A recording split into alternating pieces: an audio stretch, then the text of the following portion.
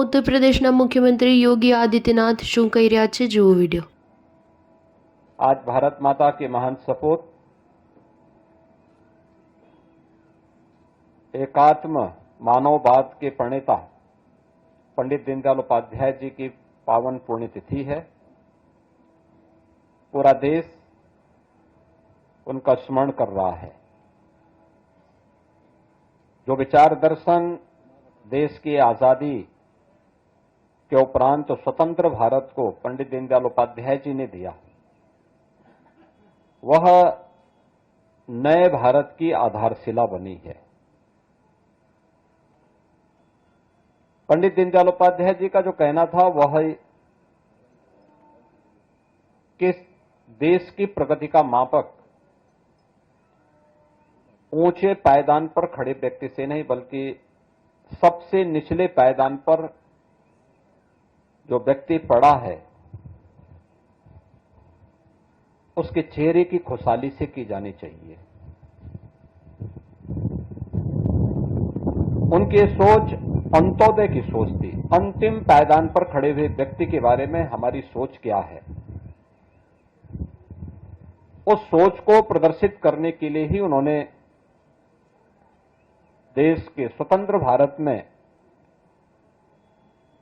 एक नए जीवन दर्शन को, विचार प्रवाह को उन्होंने उस समय दिया था। और परिणाम क्या हुआ? भले ही उस समय की सरकारों ने उसकी उपेक्षा की हो, लेकिन आज आप देख रहे होंगे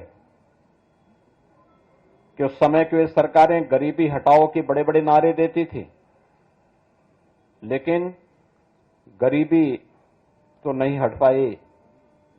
देश में गरीबों की संख्या बढ़ती गई। आज आप देख रहे होंगे पिछले 11 वर्ष के अंदर प्रधानमंत्री मोदी जी के नेतृत्व में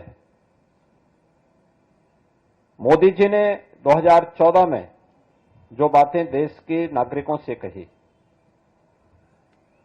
उनसे जब पूछा गया कि वास्तव में भारत के विकास का रोड मैप आपके पास क्या है, उन्होंने एक शब्द में उसको कहा था, एक वाक्य में कहा था कि सबका साथ और सबका विकास का। इस सबका साथ जिसमें जाति, मत, मजहब, क्षेत्र, भाषा के आधार पर किसी के साथ भेदभाव नहीं है। देश के अंदर अमीरी और गरीबी की रेखा को समाप्त करते हुए सबको हम एक साथ लेकर के चलेंगे, इस भाव को लेकर के उन्होंने एक नारा दिया। और ये सबका साथ और सबके विकास का भाव ही अंत्योदय का भाव है। अक्सर होता है, इससे पहले आजाद भारत में जो नीतियां बनी, उसने एक बहुत छोटे से तबके को समृद्धि की एक नई ऊंचाई पहुंचाने में मदद भले की हो, लेकिन एक विराट विशाल तबका ऐसा था जो अभावों से जूझ रहा था, बुनियादी सुविधाओं से जूझ रहा था,